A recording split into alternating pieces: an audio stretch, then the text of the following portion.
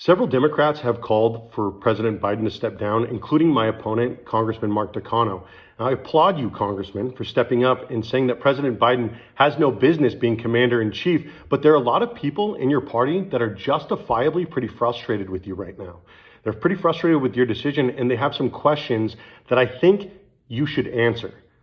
The first one being, why now? What took you so long? You were with President Biden a month ago on D-Day. You took a selfie with him. Did you not see what you see now then? Why didn't you speak up during the primary so that the people in your party could have a say in choosing the Democratic nominee?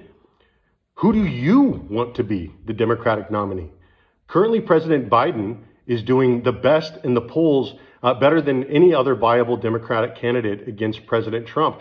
But if it's anyone other than Vice President Harris, why do you feel comfortable jumping over the current vice president? What's your plan, Congressman Takano? The people already chose President Biden to be the Democratic nominee, so why do you feel like you can take this decision away from them? Do you know something that they don't know, or do you just feel like you know better than the people in your district and the people throughout the country? My friends in the Democratic Party are justifiably pretty frustrated and pretty sick and tired of having their nomination process be hijacked and manipulated. You're talking about the same corrupt DNC who stole the Democratic nomination from Bernie Sanders in 2016. The same corrupt DNC which buried populist candidates like Andrew Yang from ever really seeing the light of day. The same DNC which had 5 candidates drop out on the same day to endorse President Biden in the last election cycle. The Democratic Party is controlled opposition. The Democrats in the party have lost their representation in that party a long time ago. They used to stand for something. Unions, education, free speech, ending the forever wars. What do the Democrats stand for now? What does their party stand for now? There's no reason to vote Democrat in this election cycle. I encourage you to abandon the party which abandoned you first. Vote for President Trump. If you don't want to vote for President Trump, and I understand, vote independent. Vote for RFK Jr. Or vote green for Jill Stein.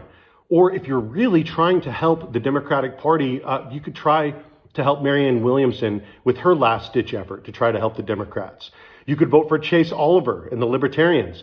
But there is no reason to throw your vote away on a party that has abandoned you. Don't vote for a party which has not listened to their constituents in the last 3 election cycles. They created the situation that we have now.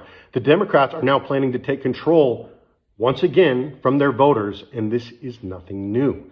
The Democratic National Convention is August 19th to the 22nd, and I think that it will be interesting to see what happens. I hope that the Democrats show up if they're able and allowed to attend. And what I mean by that is I wouldn't be surprised to see the DNC move their Democratic National Convention online, where it would be easier to control the narrative for the DNC once again and help them pick their hand-chosen political oligarch as their nominee.